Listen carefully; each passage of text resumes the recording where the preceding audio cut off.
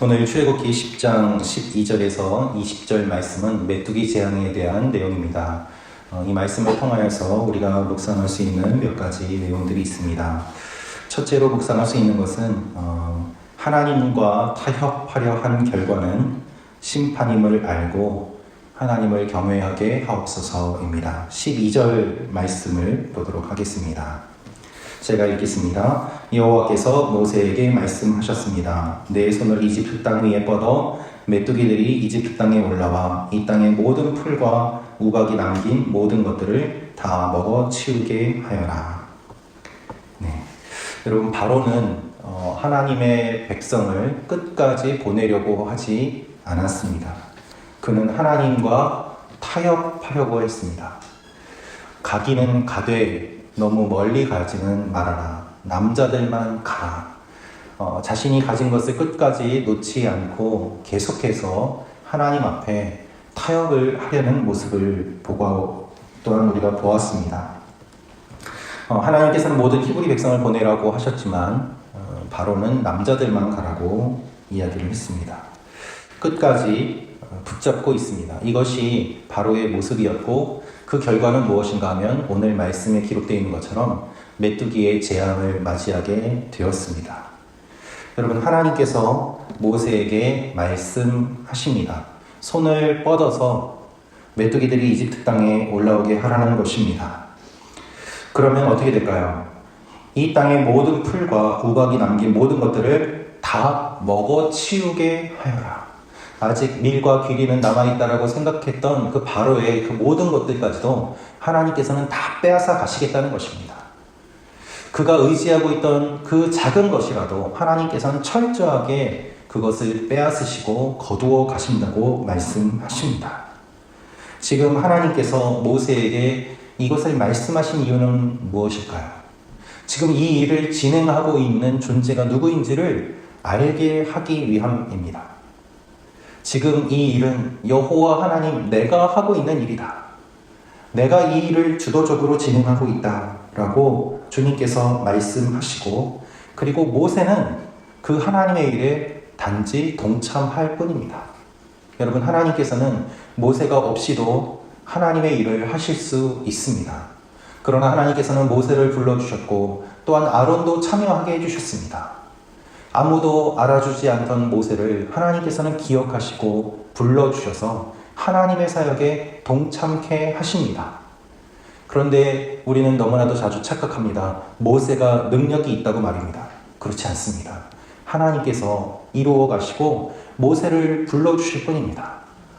그래서 모세가 하나님의 말씀에 순종하며 선포합니다. 그런데 하나님의 말씀에 계속해서 순종하며 선포하는 모세와는 달리 바로는 계속해서 불순종을 하고 있습니다. 여러분, 이렇게 생각할 수도 있지 않습니까? 메뚜기 재앙이 올 것이다. 모세의 마음속에 하나님, 제가 이렇게 선포했는데 재앙이 안 오면 어떡합니까? 제 체면은 뭐가 됩니까? 불순종할 수 있는 마음이 충분히 들 수 있습니다. 그러나 모세는 담대하게 선포합니다. 하나님, 지난번에는 기적이 일어났지만 이번에는 기적이 안 일어날 수도 있지 않습니까? 그러면 어떻게 됩니까? 이것이 우리의 삶에 얼마나 많이 일어나고 있는 마음입니까? 하나님, 지난번에는 기도응답 해주셨지만 이번에 이 문제는 기도응답 해주실 수 있을까요? 지난번에는 하나님의 은혜로 그 위기를 벗어났지만 이번에는 벗어날 수 있을까요? 어제는 먹을 것을 주셨지만 오늘도 먹을 것을 주실까요? 우리는 하나님께 순종하기보다 계속해서 불순종하고자 하는 이유를 찾는 것이 우리의 모습입니다. 마치 바로처럼 말입니다. 그러나 그 결과는 끔찍한 메뚜기들의 심판이었습니다. 순종하는 모세는 기적을 경험하고 하나님의 사역에 동참하지만 불순종하는 바로는 계속해서 심판을 경험하게 됩니다. 여러분, 혹시 우리의 삶에 어려움이 계속해서 찾아온다면 그것은 혹시 내 문제고 내 책임이고 내 불순종의 결과가 아닌지 한번 생각해 볼 필요가 있습니다. 한두 번 일어나는 일이 아니라 그것이 반복돼서 일어난다면 그것은 어쩌면 하나님이 우리에게 주시는 순종하라는 사인일 수 있습니다. 네가 의지하고 있는 것들을 내려놓고 온전히 순종하라고 하시는 주님의 메시지일 수 있음을 기억하고 하나님 앞에 온전하게 순종하며 나아가는 여러분과 제가 되기를 기도합니다. 하나님은 반드시 불순종한 자들을 기억하시고 그들을 심판하십니다. 그 책임을 물으십니다. 또한 순종하는 자들을 통하여서 하나님의 놀라운 기적을 이루어 가십니다. 여러분, 오늘 순종하심으로 말미암아 모세와 같이 하나님의 기적에 동참하십시오. 바로와 같이 심판을 받는 것이 아니라 모세와 같이 하나님의 사역에 동참하는 주님의 손과 발이 되는 일들이 오늘 일어날 것입니다. 두 번째로 묵상할 수 있는 내용은 하나님의 심판이 무서움을 알고 심판받지 않는 삶을 살게 하옵소서입니다. 14절 15절인데요. 하나님의 심판은 무서움을 알고 심판받지 않는 삶을 살게 하옵소서. 14절 15절 말씀 같이 읽겠습니다. 시작. 메뚜기들은 온 이집트 땅에 올라가 나라 곳곳에 자리를 잡았습니다. 그때가 어찌나 끔찍하던지 이런 메뚜기 떼는 전무후무한 것이었습니다. 메뚜기들이 온 지면을 덮어 땅이 새까맣게 변해버렸습니다. 그것들은 우박이 내린 뒤에 남은 것, 곧 밭에 자라는 채소와 나무에 달린 과일을 다 먹어치웠습니다. 온 이집트 땅에 걸쳐 나무나 풀을 할 것 없이 푸른 것이라고는 남아난 것이 없었습니다. 밤낮으로 바람이 불어서 동쪽에서 불어온 바람이 메뚜기 떼를 몰고 왔다라고 기록되어 있습니다. 메뚜기 떼들이 온 이집트 땅을 덮었습니다. 그 결과는 끔찍했습니다.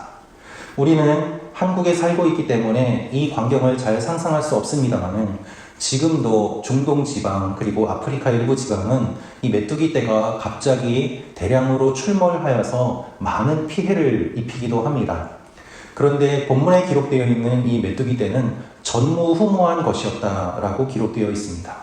또한 밤새도록 바람이 불어서 메뚜기 떼를 이집트 땅으로 하나님께서 이끌어 오셨음을 분명하게 이야기하고 있습니다. 개역개정 성경을 보면 피해가 심하다라고 되어 있습니다. 원어를 보니까 이 매우 무겁다라는 의미입니다. 피해가 심했다라는 말은 무겁다라는 말이라는 것이죠. 그런데 여러분, 이 무겁다라는 말은 하나님의 영광이라는 말과 어원이 같습니다. 즉, 메뚜기 떼들이 많이 온 것은 메뚜기 떼의 무게 자체를 의미하기도 하고 무서운 심판을 의미하기도 하고 그것이 곧 하나님의 무게, 하나님의 영광, 하나님의 임재를 상징한다는 것입니다. 지금 이 일은 하나님의 사건입니다. 여러분, 국제식량기구의 자료를 보니까 메뚜기는 하루 동안 자기의 몸무게만큼의 먹이를 먹는다고 합니다. 그러면 이 메뚜기 떼가 얼마나 많을까요? 1평방킬로미터의 메뚜기 떼가 약 8천만 마리라고 합니다. 그런데 그 메뚜기 떼가 자기의 몸무게만큼 먹으니 곡식이나 나무나 풀이나 남아나는 것이 없었다라고 본문에 기록하고 있습니다. 이집트 땅을 다 덮은 그 수많은 메뚜기 떼들, 그것이 남아있는 것들을 다 먹었기 때문에 이번에만 피해를 입힌 것이 아니라 그 곡식들이 다시 자랄 때까지는 기근을 경험할 수밖에 없는 이례적인 재앙이 아니라 장기적이고 지속적으로 영향을 끼치는 재앙으로 하나님께서 메뚜기를 보내셨다는 것을 알 수 있습니다. 이 메뚜기들이 얼마나 먹는가 하면 1평방킬로미터의 메뚜기가 성인 3,500명이 먹는 양의 곡식을 먹는다고 합니다. 그러니 그것을 상상해 본다면 당시 이집트 사람들이 먹을 만한 모든 것들을 다 먹어치웠다고 볼 수 있을 것입니다. 15절을 보면 온 이집트 땅에 걸쳐 나무나 풀을 할 것 없이 푸른 것이라고는 남아난 것이 없었다 라고 되어 있습니다. 그래서 메뚜기는 하나님의 심판으로 성경에 종종 등장합니다.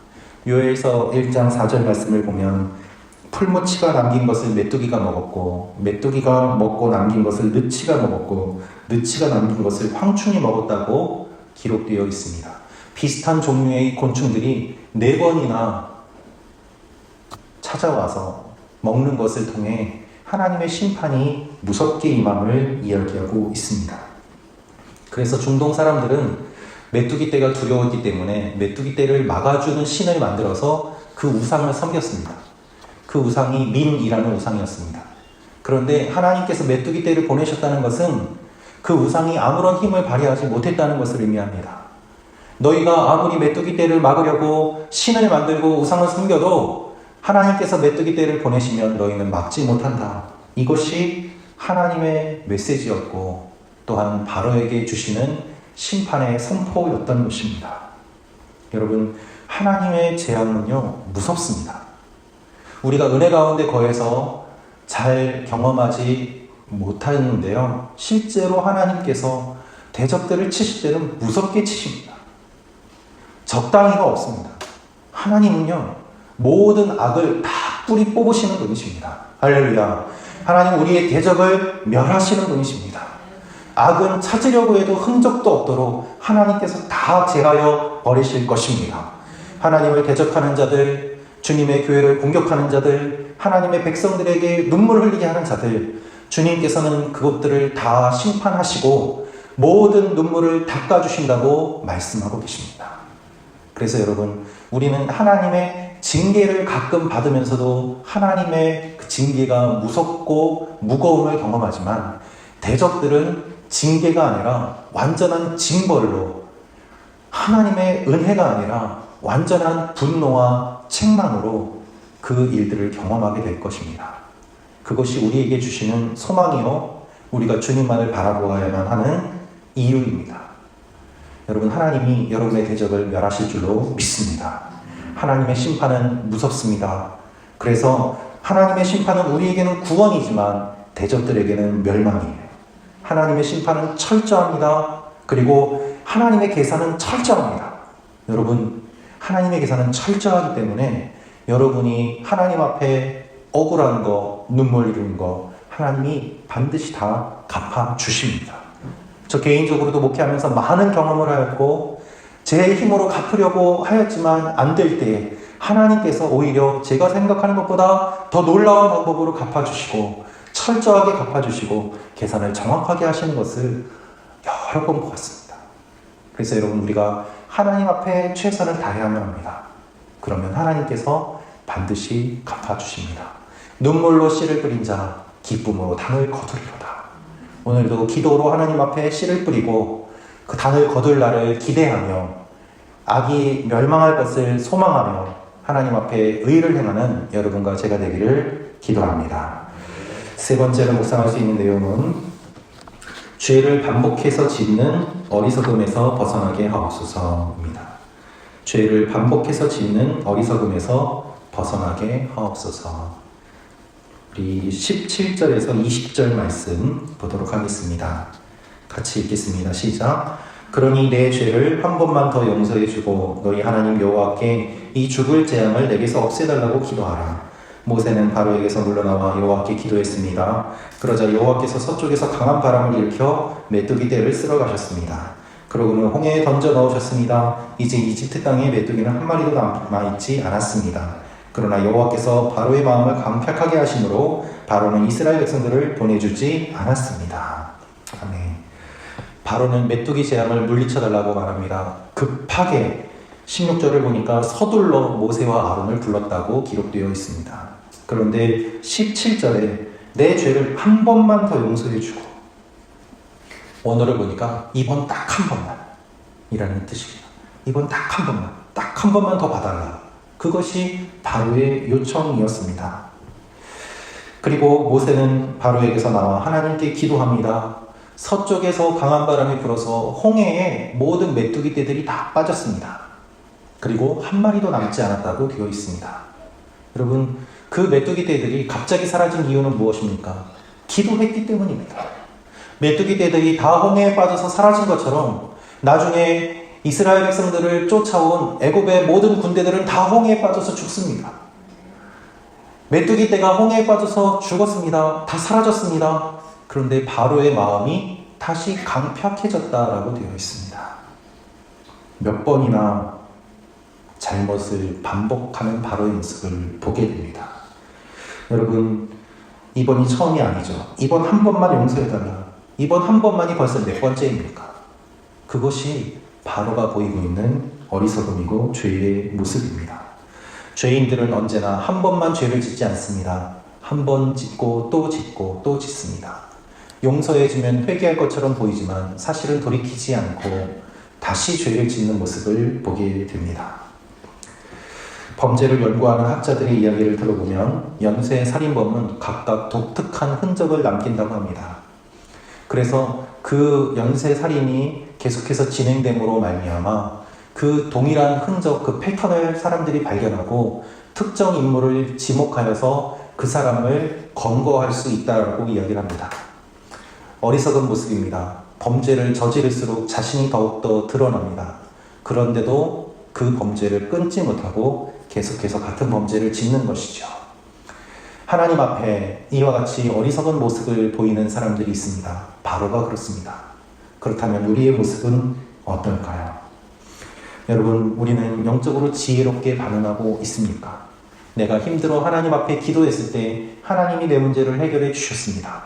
그런데 해결받았음에도 불구하고 다시 한번 똑같은 죄를 짓고 문제를 해결하지 않으며 다시 같은 문제로 하나님 앞에 회개하는 모습으로 나아가고 있지는 않습니까? 그것이 반복되면서 이제는 회개하고자 하는 마음도 무뎌져 버리고 오히려 형식적인 회개만 드리며 그리고 하나님 앞에 그것이 심각한 죄인 줄도 깨닫지 못하는 우리의 마음이 딱딱해지고 있는 일들이 일어나고 있지는 않습니까? 혹시 우리의 삶의 영역 가운데 그러한 부분들이 있다면 이 아침에 하나님 앞에 우리의 모습을 돌아보며 나아가기를 원합니다. 반복되는 언어의 습관, 행동, 그로 인한 상처와 아픔, 그 죄들, 그것들을 하나님께 그대로 올려드리고 나의 모습을 돌아보며 과거를 끊고 오늘 새롭게 주님 앞에 서는 여러분과 제가 되기를 기도합니다. 함께 같이 기도하겠습니다.